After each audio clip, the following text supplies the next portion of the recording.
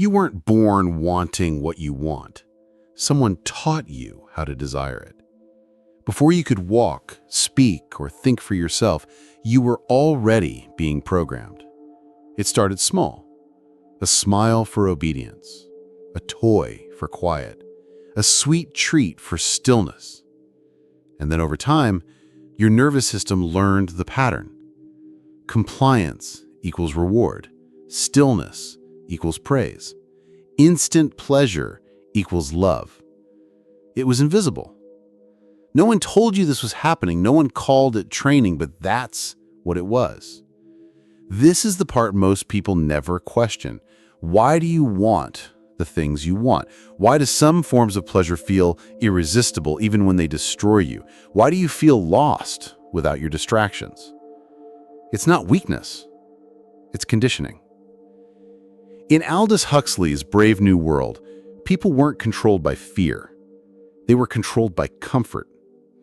They weren't beaten into obedience. They were sedated into forgetfulness.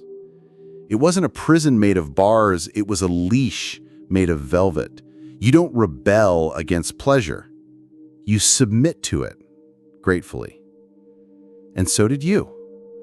You learned early on that comfort is good, that easy is safe, that pain is bad, but this simple belief becomes a trap when it turns into avoidance. Avoid discomfort at all costs. Avoid boredom. Avoid confrontation. Avoid stillness. Now, instead of building a strong self, you build a safe self. Not a free mind, but a comfortable one. One that will chase dopamine endlessly. One that will collapse at the hint of difficulty. One that will accept any lie as long as it feels good. You are not lazy. You were trained to prioritize ease. You were not shallow. You were flooded with shallow rewards. You were not broken. You were broken in. Your brain's pleasure system runs on dopamine. It's not evil. It's ancient. It evolved to help you survive. But evolution never saw TikTok dumbing, or porn, or ultra-processed sugar, or infinite scrolling. So now you're drowning in stimulation. Your reward system is hijacked. Your brain isn't bad, but it's overwhelmed. You check your phone before you open your eyes. You reach for a screen when you're anxious. You binge when you're empty. You numb out when you're uncertain. And they profit from it. The more you chase short-term pleasure, the more you stay addicted. The more you stay addicted, the less you question. The less you question, the easier you are to control. This is not just psychological, this is biochemical warfare. And most of us are losing. They told you that choice was freedom. They gave you 10 brands of toothpaste, 100 channels, endless scrolling. But the illusion of choice is not the same as freedom, especially when every choice was already engineered. They trained you to crave what they sell. They hijacked your biology. They called it free market. But what is freedom? When all your desires were manufactured, you think you're choosing, but what if every craving was planted? Every distraction preloaded, every desire predicted? Then it's not freedom. It's slavery in a mask. Real pleasure is sacred. It emerges from meaning, from presence, from deep connection. But when everything is designed to sedate you, pleasure becomes poison. You don't experience joy, you consume it. You don't feel alive, you simulate it. This is the cost of unconscious pleasure. You forget how to feel anything else. You no longer know the difference between stimulation and fulfillment, comfort and peace, numbing and healing.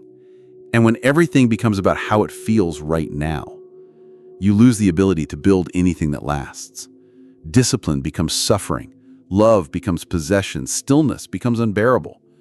You crave relief, but not transformation. You want highs, but not depth. You were trained to chase experience, but not to understand it.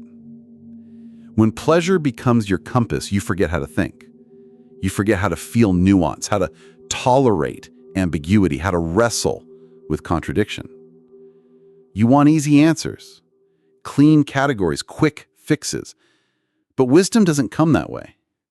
Someone who cannot endure discomfort cannot discover truth.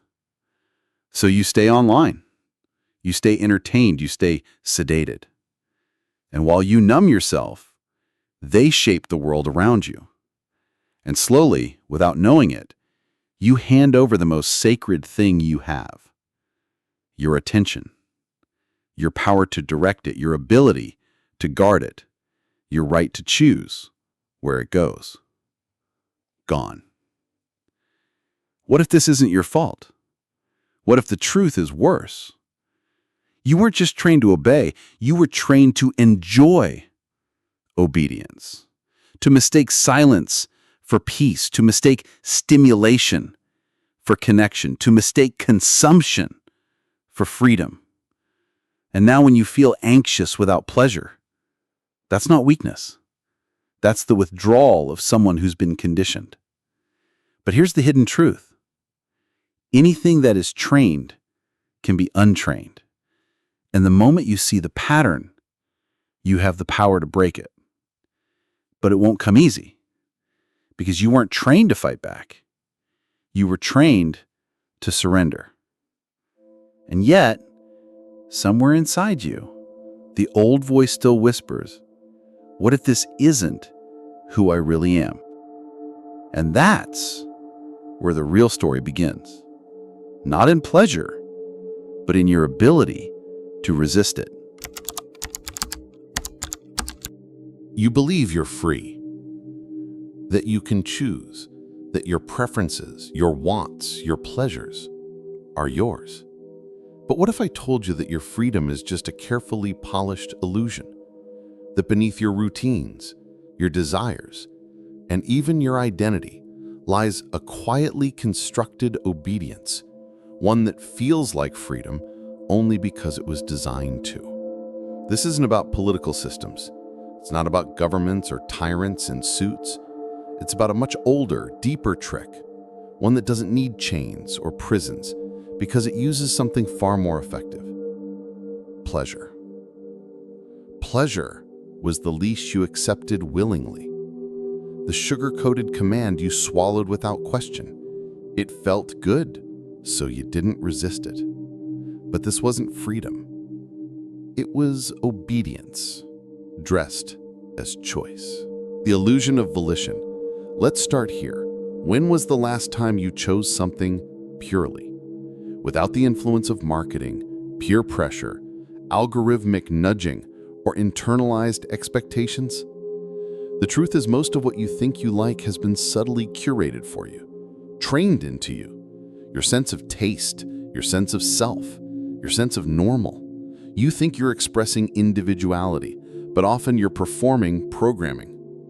Carl Jung called it the collective unconscious, the unseen architecture of society that moves within you like an inherited myth.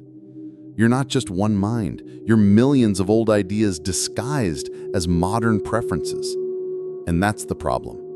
When your psyche is colonized by invisible narratives, you don't need to be forced into obedience. You comply, gladly.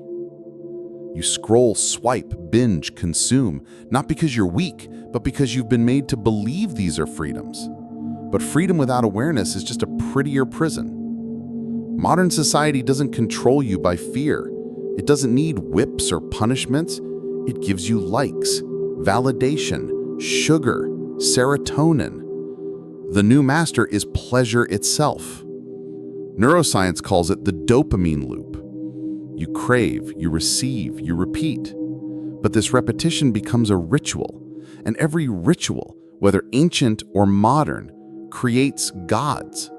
Your God is the screen, the sweet, the stimulus, the validation. B.F. Skinner ran experiments on rats.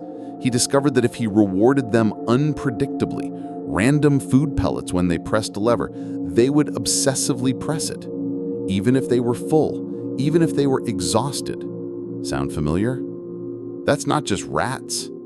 That's you. On social media, on dating apps, waiting for another hit, another ding, another dose of manufactured meaning. They've turned you into a behavioral experiment with a glowing screen, and you still think you're free. Think about the word choice.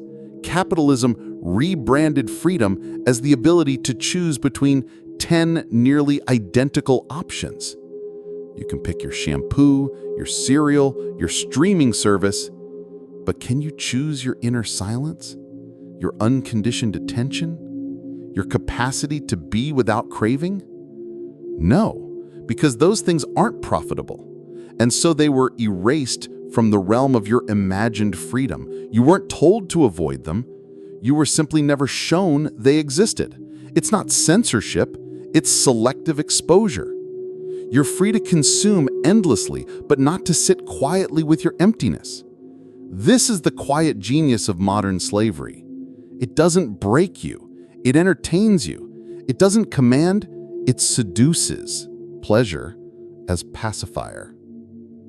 In Aldous Huxley's Brave New World, the people weren't controlled through fear, but through ecstasy, through a drug called soma. It kept them happy, numb, agreeable. Modern soma isn't in pill form. It's content, it's junk food, it's porn, it's fast fashion and celebrity culture. 1,000 little pleasures, all designed to keep you docile.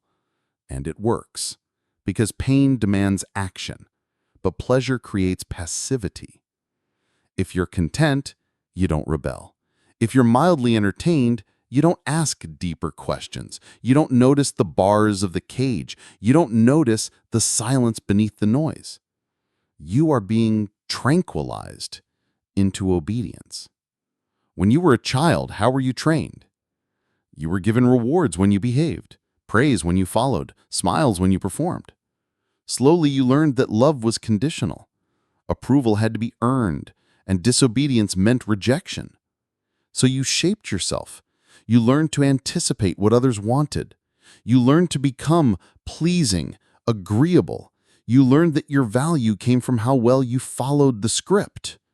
And what's worse, you began to find pleasure in it. That's how obedience became addictive, how it disguised itself as virtue, as responsibility, as morality. But underneath it all was a quiet betrayal. You were being shaped to serve others, not yourself. You weren't becoming free. You were becoming programmable. Carl Jung spoke of the persona, the mask that we wear to navigate society. It's necessary. But when the mask becomes fused to the face, we forget it's a mask at all. That's what's happening today. You don't just play roles, you believe in them. You say, I'm this kind of person. But who decided that? Your culture? Your trauma? Your marketing history? Real freedom begins when you question who you are beneath your preferences. When you say, I want this, do you really want it? Or have you been taught to want it? This is the silent tragedy of modern life. We mistake programming for personality. The awakening begins in discomfort. True freedom doesn't feel good at first. It's disorienting. It's uncomfortable. It means sitting with cravings and not feeding them. It means pulling back the curtain and seeing who you've become. And that's terrifying, because the moment you stop obeying pleasure, you have to face the emptiness it was covering. You meet the silence, the loneliness, the boredom, and beneath all of that, the real you. That's where awakening begins.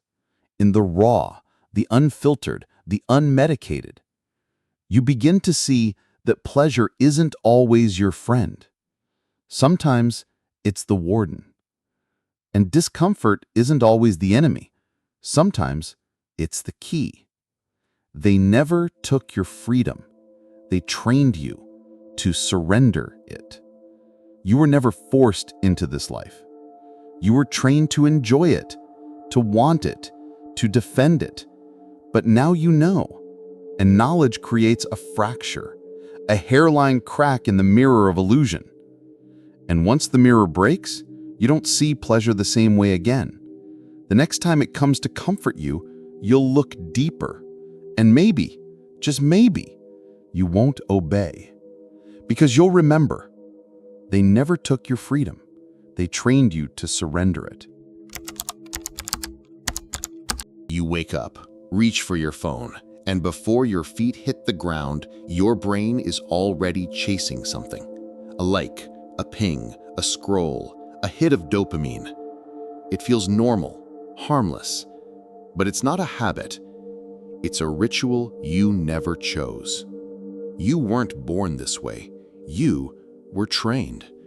And now you're locked in a cage made of impulses that feel like freedom. Buried deep in your brain is a system designed to help you survive, to seek connection, nourishment, and love. But modern life didn't evolve around survival. It evolved around control. And today, control comes through pleasure. The same circuitry that once helped your ancestors find food is now triggered by likes, shopping carts, endless feeds. But what you're chasing isn't real nourishment, it's simulation. And the worst part? Your brain can't tell the difference. Welcome to the dopamine cage, where your biology becomes your prison and pleasure becomes your warden. You say, "I need this," or "I'm just relaxing." But what's really happening is a loop. Want, reward, crash, repeat. Tiny compulsions, micro-addictions, hundreds of times a day. You don't feel enslaved, you feel distracted. But distraction is the cage, not built with pain, but comfort. There's a mind smarter than yours, not wiser, but smarter because it knows your triggers. The algorithm watches, learns, shapes. It doesn't show you what you want, it tells you what to want. You think you're bored, but your boredom was programmed. It's the vacuum where desire is injected. You didn't just want dopamine, you were taught to crave it. Pleasure is supposed to satisfy, but in this cage, it just exhausts you. What once thrilled you now numbs you. So you scroll harder, shop faster, swipe more, and still nothing truly touches you. You're overstimulated on the surface and starving at the core. Just before you reach for your phone, there's a moment, a flicker of silence. That's your truth trying to surface. But instead of listening, you scroll, snack, swipe. You fear that emptiness, but it isn't the problem, it's the signal. It's your psyche whispering, "This isn't working." This prison doesn't hurt, it entertains. And that's why you stay. Leaving it feels like failure because we've been trained to worship comfort. But this ease is hollow. You scroll, you smile, and wonder why life feels so shallow. You don't escape this cage by getting motivated. You escape through stillness, through grief, by finally feeling what you've always numbed. It's not clean, but it's real.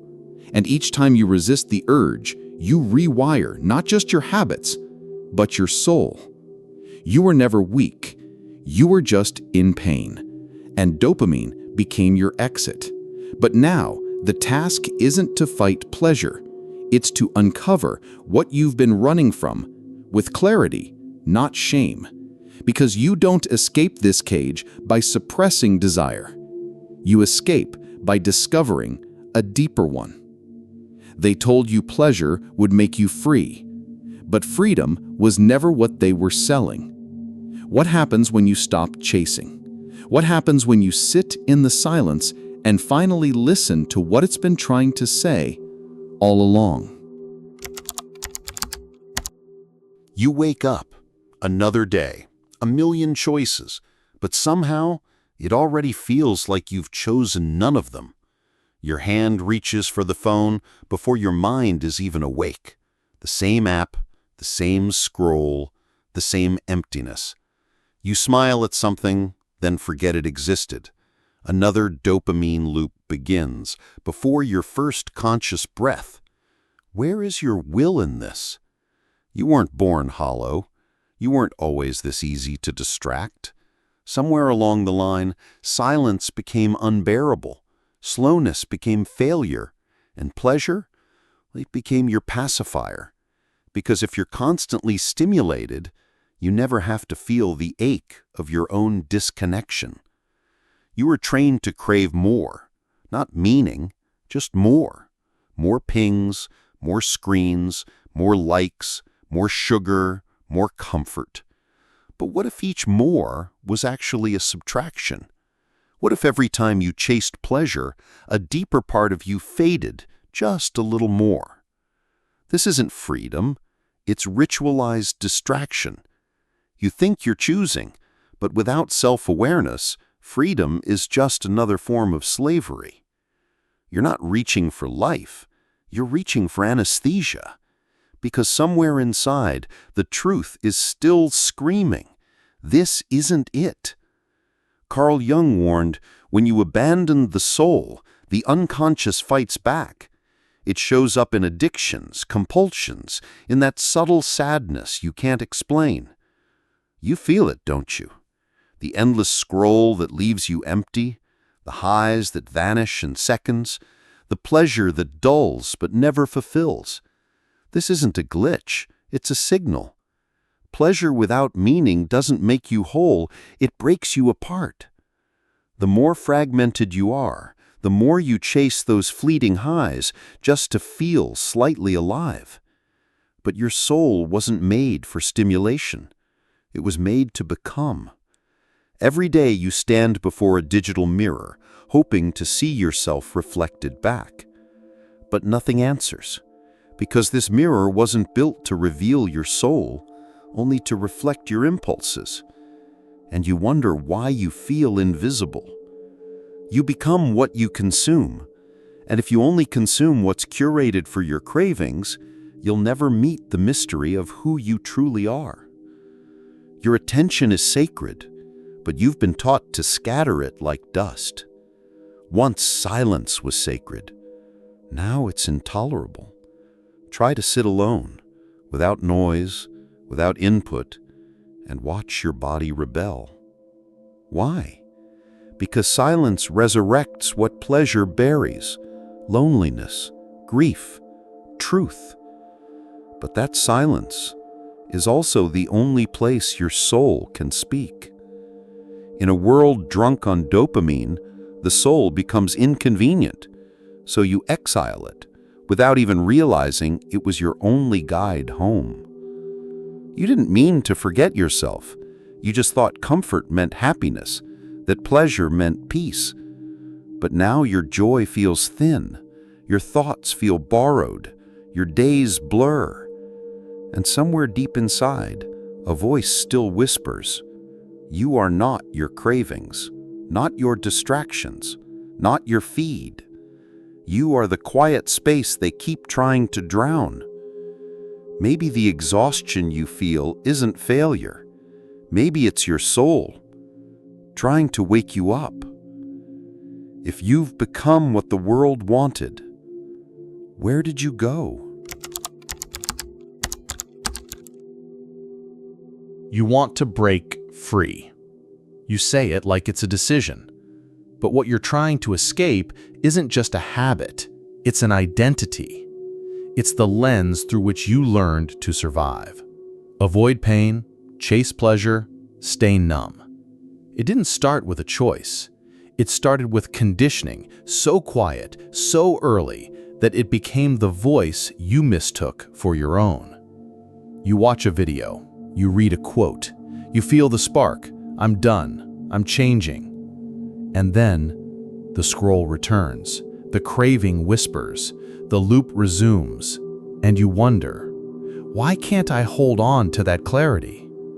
Because escape isn't a moment, it's a slow unraveling, not of the world, but of yourself. You're not just leaving a habit behind, you're deconstructing the version of you that was built around it. Carl Jung said, all neuroses is a substitute for legitimate suffering. What if your addiction wasn't weakness, but depth in exile? What if your mind was never shallow, just misplaced in a world that rewards distraction and punishes feeling? You tried to react, delete the app, smash the screen, go cold turkey. But the mind doesn't respond to destruction. It responds to ritual. You don't escape a false god by burning its altar. You escape by building a new one. That's how the soul recalibrates, through repetition with intention. Wake early. Sit in silence. Breathe. Walk before the city wakes. Feel what hurts and name it. These aren't routines, they're sacred acts in a profane world. But when you stop chasing stimulation, it gets harder, not easier. You'll feel bored, angry, empty, scared. That's not failure. That's the voice beneath the noise, the one that's been silenced. And it won't return gently. It'll return with confusion, with grief, with truth. Most people smash that mirror, but you sit in front of it. Because not all suffering is punishment.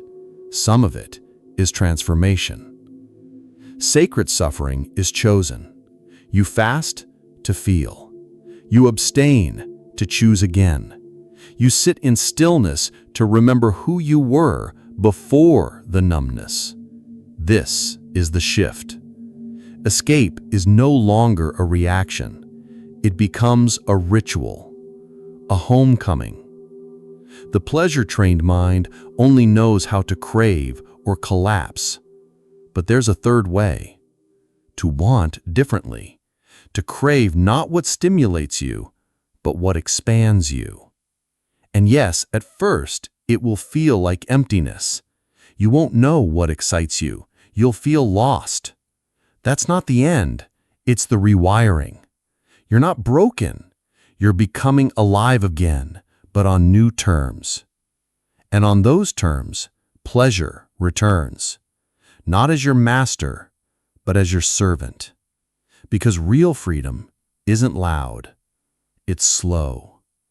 It doesn't feel like a high. It feels like peace. You were never a machine that malfunctioned. You were overstimulated, misguided. You don't need a reboot. You need a remembering of what it felt like to be whole before they taught you to scroll. This isn't recovery. This is resurrection. So now, you light the candle. You breathe. You starve the false. You feed the real. And somewhere in that quiet, you realize they trained you to crave pleasure, but you've trained yourself to crave truth, and no one can untrain that.